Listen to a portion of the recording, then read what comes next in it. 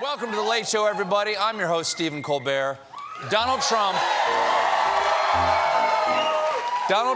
has been president of the United States for over a year now. And, look, I'm with you. At this point, I go to bed every night believing there's nothing he could say or do that could possibly surprise me. Then the sun comes up. And it happened again today. Trump met with the nation's governors, and at the top of the agenda, of course, was the urgent problem of school shootings. Donald Trump has said it last week several times, that maybe we should arm teachers. Now, this idea has not been received well by people who have had or been a teacher.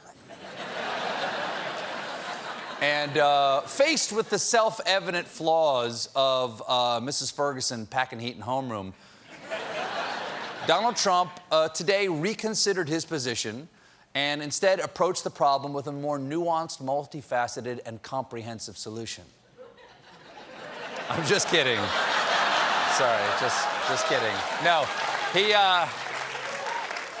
he did this. When the press covered it, the headline was, Trump wants all teachers to have guns. Trump wants teachers to have guns. I don't want teachers to have guns.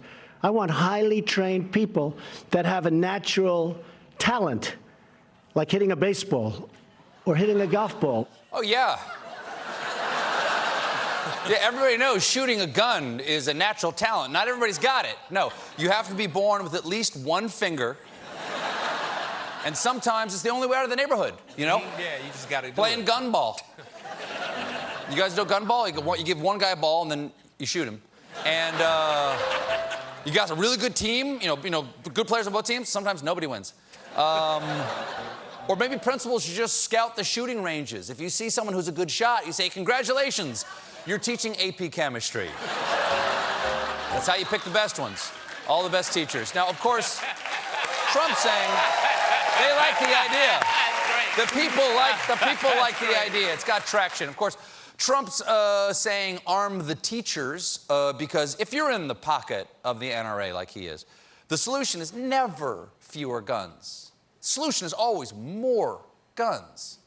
But then again, the school in Florida did have an armed sheriff's deputy. And even with guns and training, he didn't enter the building, nor did the next 3 armed deputies who showed up.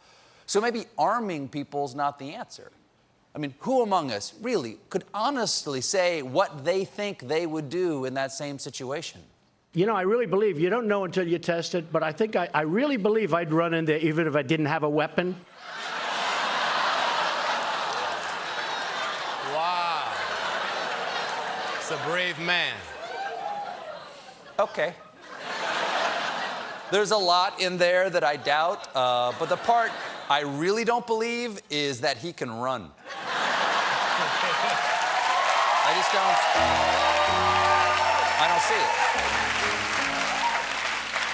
Look, sir, we already know how you react to combat situations. You got 5 deferments from Vietnam. What are you gonna do? Run in there and stab them with your bone spurs? You know, I could have won Vietnam. I could have won Vietnam. No weapon, just ran right up to Ho Chi Minh and karate chop him in the clavicle. Okay? Nixon's still president. As long as you're living in a fantasy world, sir, at least make it interesting. Even if I had a gun, I would have dropped it just to show how tough I was. Then I would have run in and hit the shooter with my laser beam eyes. Then use my mind like Neo in the Matrix and fly away to Space Mar-a-Lago. Space Alago. Oh, the most beautiful piece of chocolate cake. Get a cake. The most beautiful piece of chocolate cake you've ever imagined. It is, that's really stupid, but he said it, and you can't say he didn't say it. Can you? When the president said earlier today that he would have run into the school, was he suggesting that he could have saved the day?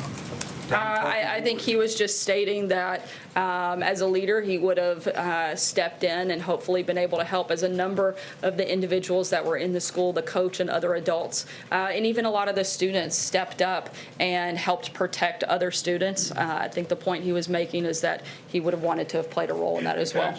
So Trump's got all kinds of fantasies about what he have done in that school.